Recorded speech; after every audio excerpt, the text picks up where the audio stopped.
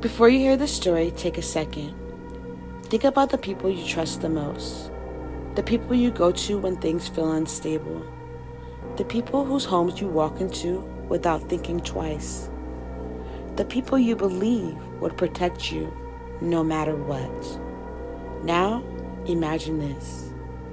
What if those exact people you needed to be afraid of? Because what happened to Suzanne Caper in December 1992 isn't just disturbing, it's unsettling in a different way. Because nothing about it feels random.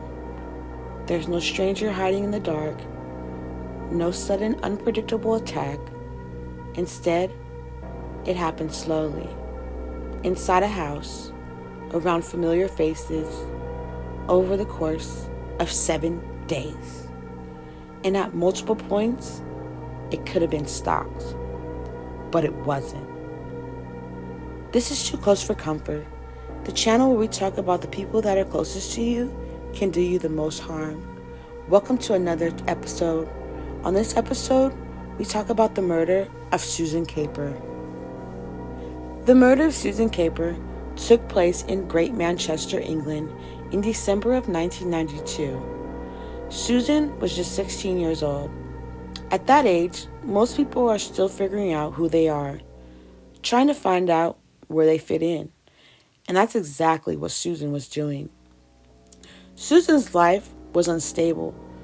Her parents had separated. She spent time in local authority care, moved between places, never really had a consistent environment to rely on. And when you grow up like that, you start looking for belonging in other places. Not always safe places, but places that feel like just anything. That search led her to a house in Monston, Manchester, 97 Langworthy Road.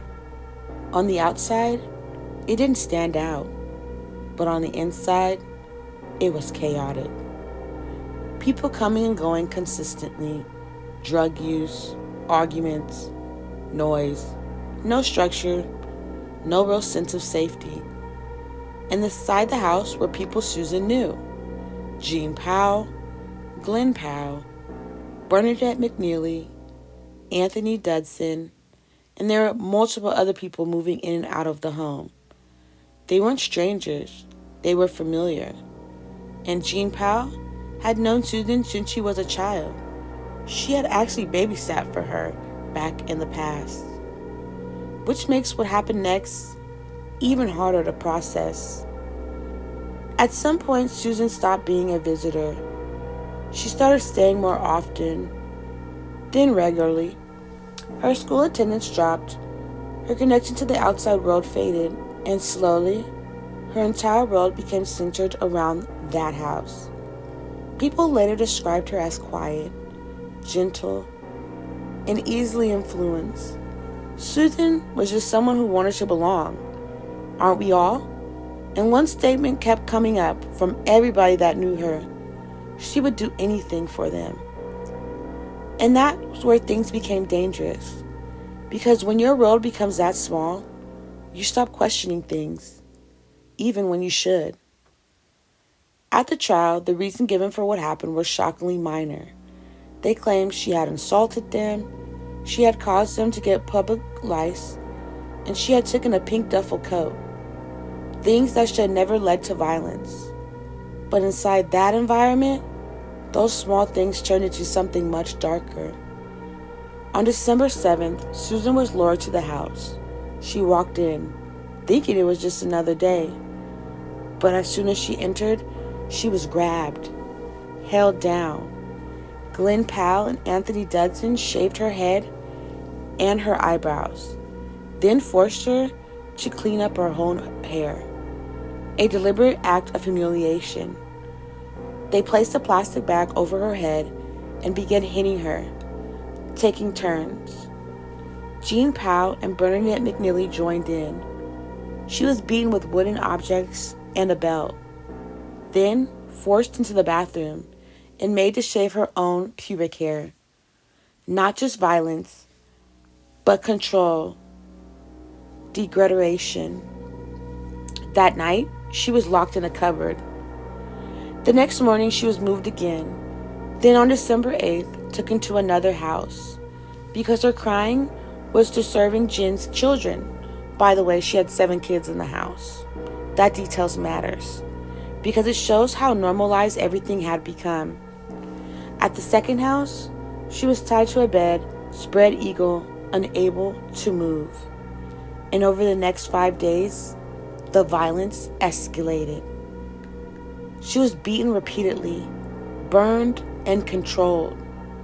Music played loudly over and over again. Before each session, someone would say, "Chucky's coming to play," turn it into something ritual-like, something normalized. And this went on for days. At some point, other people entered the house. Poke, lay. They saw Susan, blindfolded, gagged, tied to a bed, clearly suffering, and they didn't stop it. Then there was one moment that stands out more than the most. An 8-year-old named David Hill was asked to stay at the house. While there, he heard shouting. He asked what was going on and was showing Susan. He saw her condition, and at one point, he was left alone with her. She asked him for help. She asked him to untie her, and he said no. He later said he was afraid, that he thought they would hurt him, and that moment passed. At that same time, Susan's sister's fiance, Paul Barlow, was nearby. He was even interacting with the members of the group. While Susan was inside, they could have told him. He later said if he had known, he would have forced his way in, but they said nothing, and Susan stayed. And at each moment passed, things got worse. Caper had been laying in her urine and feces for several days and was placed in a bath containing concentrated disinfectant and scrubbed with a stiff brush with sufficient force to remove skin. Polk then used pliers to extract 2 of her teeth, which police later found at his house, like some kind of trophy. Dudson said, "I stood at the doorway while Powell and McNeely and Polk took her gag off. He told her to open her mouth. He said, 'Right, I'm going to rip your teeth out.' He started hitting her teeth with the pliers. He got the pliers started and snapped her teeth out. He did the same thing again and was laughing the whole time." And honestly, you guys, there was so much abuse that I can't even talk about it all on the channel. But you guys can go look this all up online. After the attackers were done attacking her for 7 days, they heard that Caper's family was going to report her as a missing person, so they agreed that Caper had to be removed from the house instantly. By December 14th, 1992, everything reached a point of no return. Suzanne had already endured days of abuse, days of isolation, days where multiple people saw what was happening and chose not to stop it. That morning, she was taken from the house. She wasn't walking out freely, she was forced. She was placed into the boot of a stolen white Fiat Panda. Think about that moment. After everything she had already been through, being forced into the back of a car, not knowing where she was going or what was about to happen next.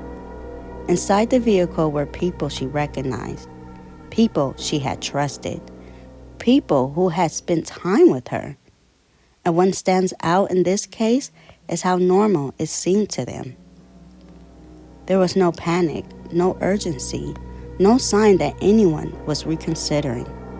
Just movement. Movement like this was something they had already accepted. They drove approximately 15 miles out of Manchester to an area known as Warneth Low. It was remote, quiet, isolated, the kind of place where if something happens, no one hears it. When they arrived, Suzanne was taken out of the car. She was forced down an embankment into a wooden area. At that point, there were still chances to stop. Moments where Someone could have said, "This has gone too far," but no one did. Petroleum was poured over her. It took them 5 times for them to light her on fire. And then they just left. Not waiting, not checking, not helping. They just left her there, as if what had just happened didn't matter. But you see, after they left her there, they went straight back to the house, and they decided to throw a celebration party of her death, of trying to kill her. When they decided to go back and throw this party, they invited her sister to party with them to celebrate her kill. But of course, Suzanne didn't die immediately. And this is one of the most powerful and heartbreaking parts of this case. She survived. Despite burns covering most of her body, despite extreme pain, she moved. She climbed up the embankment. That alone is almost impossible to comprehend.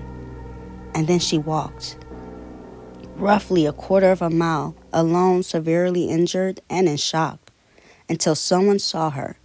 2 workers passing by noticed her. They stopped immediately, and what they saw was something they would never forget.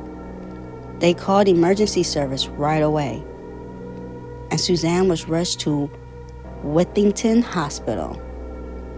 Doctors began treating her immediately. Her injuries were severe, life-threatening, but she was still conscious. And this is critical because she spoke. She told police what happened. She named the people involved. She described the house. She explained where she had been held. After everything she had been through, she still found the strength to speak, to make sure what happened to her would not go unanswered. Over the next few days, her condition worsened, and on December 18, 1992, Suzanne Caper died. After her death, police launched a major investigation. It was led by Detective Inspector Peter Wall. Officers quickly focused on the house in Monston. Because of Suzanne's statement, they already knew where to look. Police entered the property. What they found confirmed what Suzanne had described.